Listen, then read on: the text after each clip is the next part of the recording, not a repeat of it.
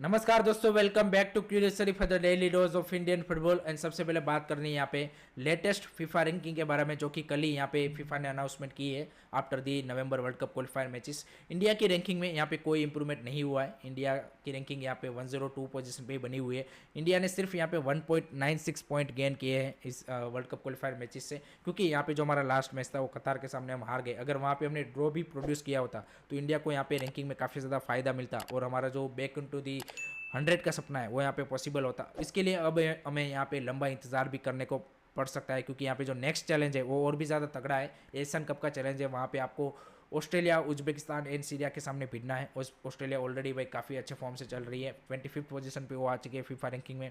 Uzbekistan को भी काफ़ी फायदा मिला है और वो यहाँ पे 68th पोजीशन पे है। सीरिया के सामने नो डाउट हमारा चांसेस रहेगा, क्योंकि वो 90 के अराउंड वाली फीफा रैंकिंग वाली टीम है, तो वहाँ पे हमारी पॉसिबिलिटीज़ है कि वहाँ पे अगर हम अच्छा कर सकते हैं फिर हमारा चांस है कि हम यहाँ पे और भी ज़्यादा क्या बोलते कि जो रैंकिंग है उसमें पीछे ना जाए। अदरवाइज हमने यहाँ पे क्या बोलते कि एशियन कप के अच्छा परफॉर्मेंस नहीं रहा, फिर हमारी जो रैंकिंग है वो 102 से भी और भी ज़्यादा यहाँ पे नीचे गिर सकती है। तो इंडिया के लिए भी ये जो एशियन कप है और भी ज़्यादा इंपॉर्टेंस बन जाता है कि आपको यहाँ पे ऑस्ट्रेलिया या फिर उज्बेकिस्तान के सामने वो अगर ड्रॉ प्रोड्यूस करते हैं तो काफ़ी ज़्यादा हेल्प भी मिलेगी। अगर हम दूसरे एशियन कंट्रीज़ की बात करें तो आई थिंक कतार, इराक एंड उज्बेकिस्तान ने काफ़ी ज़्यादा हेल्प मिली है उनको। यहाँ पे 58th पोजीशन पे कतार आ चुकी है, 63 पे आई थिंक इराक है एंड 68 पे उज्बेकिस्तान है। पैलेस्टाइन एंड किर्गिस्तान को काफ़ी ज़्यादा लॉस हुआ है। पैलेस्टाइन यहाँ पे 94 95 थी, वहाँ से वो 99 पे आ चुकी है। किर्गिस्तान भी 96 के अराउंड थी, वो भी यहाँ पे 100 पोजीशन पे आ चुकी है। सो इंडिया के पास यहाँ पे अपॉर्चुनिटी रहेगी एशियन कप में कि अगर वो अच्छा परफॉर्मेंस करते हैं ऑस्ट्रेलिया उज्बेकिस्तान के सामने तो वो यहाँ पे फिर से टॉप 100 में आ सकते हैं। Otherwise it will be really really difficult कि वो यहाँ पे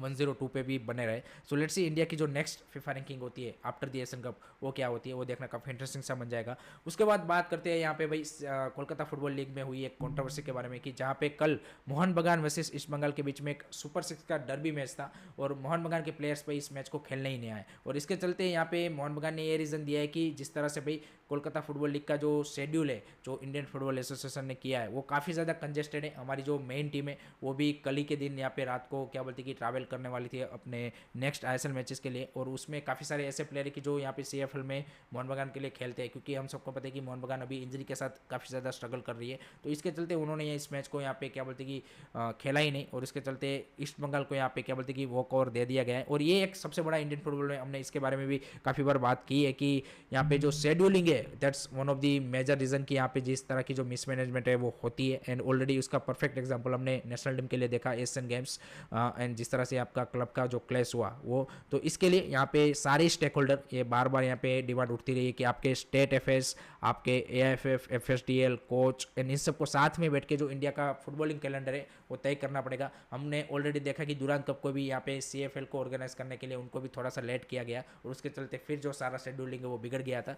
तो आईएफए या फिर और भी कोई स्टेट एफएस हो, ये सारी जो शेड्यूलिंग है वो और भी ज़्यादा हमें बेटर तरीके से करनी पड़ेगी, तभी जाके हम यहाँ पे क्या बोलते हैं कि इंडियन फुटबॉल का एक प्रोग्रेस उस लेवल से देख पाएंगे या फिर इस तरह का जो मिसमैनेजमेंट है उससे बच पाएंगे। तो यहाँ पे आईएफए भी एक अपनी जीत पे अड़ चुका है कि भाई हमने वॉक ओवर दे दिया और उन्होंने 3 पॉइंट या फिर जो भी है वो यहाँ पे ईस्ट बंगाल को दे दिए, जबकि यहाँ पे मोहन बगान भी काफ़ी ज़्यादा फ्यूरियस है विथ दी आईएफएस शेड्यूलिंग। तो लेट्स सी आगे कुछ यहाँ पे इसके रिगार्डिंग एएफएफ डिसीजन बनाता है वो देखना काफ़ी इंटरेस्टिंग सा बन जाता है। Let's move on to the another news is regarding guys FIFA Santosh trophy, जिसके जो फाइनल राउंड्स है उसके रिगार्डिंग यहाँ पे ड्रॉ अनाउंसमेंट हो चुके हैं। 2 ग्रुप्स में यहाँ पे 6 टीमों को बांट दिया गया है। टोटल 12 टीम्स पार्टिसिपेट कर रही है। अरुणाचल प्रदेश को एज ए होस्ट यहाँ पे डायरेक्ट एंट्री मिली है इन दी फाइनल राउंड। उसके अलावा यहाँ पे मेघालय एंड कर्नाटक जो कि लास्ट ईयर की जो संतोष ट्रॉफी के फाइनलिस्ट थे उनको भी यहाँ पे डायरेक्ट एंट्री मिल चुके हैं। बाकी जो टीमें हैं वो यहाँ पे क्वालिफाइंग राउंड्स खेल के आ रही है। तो 12 टीमों के बीच में यहाँ पे 21 फरवरी से 9 मार्च 2024 को यहाँ पे संतोष ट्रॉफी के जो फाइनल राउंड है वो यहाँ पे अरुणाचल में खेला जाएगा। And it's a big occasion. यहाँ पे जो दोनों ग्रुप्स के जो टॉप 4 टीमें होंगी वो यहाँ पे फिर नॉकआउट मैचेस खेलेंगे, यानी कि quarter final, semifinal and final. तो लेट्स सी इस साल का जो यहाँ पे संतोष ट्रॉफी का विनर है वो यहाँ पे कौन बनता है। हर साल यहाँ पे संतोष ट्रॉफी और भी ज़्यादा बड़ा एंड बेटर होता जा रहा है। तो लेट होप सो कि वहाँ से भी कोई ऐसा टैलेंट मिले जो कि हमें नेक्स्ट सीजन आईएसएल या फिर आई लीग में खेलता हुआ दिखे। उसके बाद बात करनी है भाई यहाँ पे जो टोटनहम हॉटस्पर की जो पूरी टीम यहाँ पे अभी इंडिया विजिट है, उनके जो कोच है यहाँ पे सेबरीना डियास, जो कि काफ़ी लंबे टाइम से स्पर्स के साथ जुड़ी हुई है एंड पिछले 4-5 सालों में उन्होंने काफ़ी कंट्रीज़ को विजिट किया है। तो उन्होंने बोला है कि यहाँ पे जिस तरह की रिलायंस फाउंडेशन की जो यूथ चैम्प्स एकेडमी है उनकी जो फैसिलिटीज़ है और जिस तरह से वो यहाँ पे पूरा एकेडमीज चला रहे हैं, उन्होंने बोला कि ऐसी एकेडमीज मैंने स्विट्ज़रलैंड या फिर साउथ कोरिया में भी नहीं देखी, इतना ज़्यादा वो इम्प्रेस हुई है। एंड उन्होंने बोला है कि सिर्फ ऐसा नहीं कि टेक्निकल पार्ट पे यहाँ पे फोकस किया जा रहा है, एज ए ओवरऑल यहाँ पे जो पर्सन या फिर जो बच्चों का डेवलपमेंट है उसके ऊपर फोकस किया जा रहा है, उनके मेंटल लेवल को क्या बोलते हैं इंक्रीज करने के लिए या फिर उनका जो सोशल एस्पेक्ट है उनके ऊपर भी यहाँ पे काम किया जा रहा है। तो उन्होंने बोला कि that's a great to see and उन्होंने बोला कि ये एक बेंचमार्क होना चाहिए इंडियन फुटबॉल की बाकी जितनी एकेडमीज है उनके लिए कि हमें भाई ये जो Reliance foundation youth champs academy है उस लेवल पे पहुंचना है। और अगर उन्होंने बोला कि इंडियन फुटबॉल को कुछ अच्छा करना है तो इस तरह की एकेडमीज और भी ज़्यादा चाहिए होगी, तभी जाके पॉसिबल है कि इंडियन फुटबॉल एक लेवल अप जा सकता है, जो कि आई थिंक हर कोई जो भी यहाँ पे इंडिया विजिट कर रहा है उनका वही कहना है कि you need a better academies at the grass root level and तभी जाके आप एक्सपेक्ट कर सकते हैं कि जो as a player whole development है वो यहाँ पे हो सकता है। लास्ट में बात करते हैं भाई आईएसएल के मैचेस के बारे में। तो कल भाई धमाकेदार फिर से हमें गोल फेस्ट देखने को मिला, Bengaluru FC versus Punjab FC की, एंड 3-3 से मैच ड्रॉ रहा। एंड फर्स्ट हाफ में भाई पंजाब एफसी के पास 2 गोल की ऑलमोस्ट लीड थी, लेकिन at the verge of first half I think उन्होंने वो सेकंड गोल कंसीड कर दिया और 3-2 स्कोर लाइन हो गई। और सेकंड हाफ में भाई फिर जो बेंगलुरु एफसी आई धमाकेदार तरीके से आई, आई थिंक जिस तरह से अटैकिंग मोड में आई, और आई थिंक सैमन गसन ने सब्स्टिट्यूशन भी हाफ टाइम पे उसी तरह के किए क्योंकि शिवा शक्ति गोल आए एंड आई थिंक उसके साथ और भी ज़्यादा अटैकिंग देखी। और फिर वो जो हावी हर्नांडिस का गोल था उसके चलते उन्होंने 3-3 इक्वलाइज किया। पंजाब एफसी के साथ आई थिंक बैक लाइन का सबसे बड़ा इश्यू दिख रहा है उनका, क्योंकि मेलरो एसएससी इस मैच में नहीं खेल रहे थे और एक इंडिविजुअल एरर्स भी हुई। उनके जो गोलकीपर है रवि कुमार, आई थिंक जो लास्ट 2 गोल कंसीड किए उसमें उनकी भी एरर थी। जेसीआर का भी नो डाउट जो अंडरस्टैंडिंग था उस तरह से वो कोऑर्डिनेशन नहीं दिखा।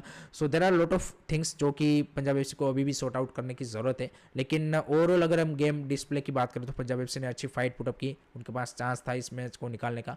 बेंगलुरु एफसी के लिए भी नो डाउट 3-3 से उन्होंने कमबैक करके या फिर यहाँ पे क्या बोलते हैं कि मैच में पीछे थे 2 गोल से और वहाँ से फिर इक्वलाइज किया, तो उस सेंस में आप उनके लिए अच्छा गेम मान सकते हो। लेकिन ओवरऑल अगर हम उनका परफॉर्मेंस देखा है असल में तो भाई 8 मैच में आपके 7 पॉइंट और आपने एक ही विन हासिल किया है। That's a big task for the Simon Grayson कि उसको चेंज करें और भी ज़्यादा उनको रिजल्ट प्रोड्यूस करने पड़ेंगे, अदरवाइज उनकी जो जॉब है वो भी खतरे में यहाँ पे आ सकती है। एंड अगर हम बेंगलुरु एफसी के स्टार परफॉर्मेंस की बात करें तो I think Harsh Patre looks really promising, another upcoming talent from the Bengaluru FC. जिस तरह से उनका जो फर्स्ट गोल था एंड जिस तरह से उन्होंने बिल्डअप क्रिएट किया, जिस तरह से पासिंग थी, टचेस थे, that looks absolutely flawless. Roshan Singh अच्छा खेले आई थिंक लेफ्ट बैक पे, वो भी देख के काफ़ी बढ़िया लगा। रोबिन यादव को इस मैच में मौका मिला था तो वो भी देख के अच्छा लगा from the Bengaluru FC side. अगर हम यहाँ पे क्या बोलते हैं कि सुनील छेत्री की परफॉर्मेंस की बात करें तो he looks also really promising. Shiva Shakti को सेकंड हाफ पूरा खेला, I think he also looks very good. So कुछ प्लेयरों ने यहाँ पे बेहतरीन परफॉर्मेंस दी है from Bengaluru FC. So let's see next match में किस तरह से सैमन ग्रेसन यहाँ पे परफॉर्मेंस निकलवाते हैं। और आज के होने वाले मैचेस की बात करें तो आज यहाँ पे भाई जमशेदपुर एफसी टेक ऑन करने जा रही है ओडिशा एफसी के सामने, जो कि यहाँ पे अपना जो एक बड़ा विन है एफसी कप में यहाँ पे मोहन बगान के सामने लेके आ रही है 5-2 win. So high on confidence है यहाँ पे जगनर्स एंड उनको रोकना यहाँ पे जमशेदपुर एफसी के लिए काफ़ी ज़्यादा डिफिकल्ट होगा। लेकिन जमशेदपुर ने भी लास्ट मैच में अगर हम देखें तो 1-0 से वो एफसी गोवा से आ रहे थे, जहाँ पे उन्होंने गेम को डोमिनेट किया था। तो अब यहाँ पे वो होम पे खेल रहे, क्राउड का सपोर्ट भी ज़बरदस्त होगा। तो लेट्स सी, आई थिंक ये भी एक इंटरेस्टिंग बैटल हमें देखने को मिल सकती है। लेकिन I think Odisha FC is on high on confidence, तो I am seeing Odisha FC in victorious in this match. Let me know guys आपका क्या प्रेडिक्शन है, कमेंट सेक्शन में जरूर बताएगा। So that's it from my side guys regarding today's Indian football news. I hope कि आपको video पसंद आया हो। Keep supporting Indian football, don't forget to like से सब्सक्राइब क्यूरियोसिटी। जय हिंद, जय भारत।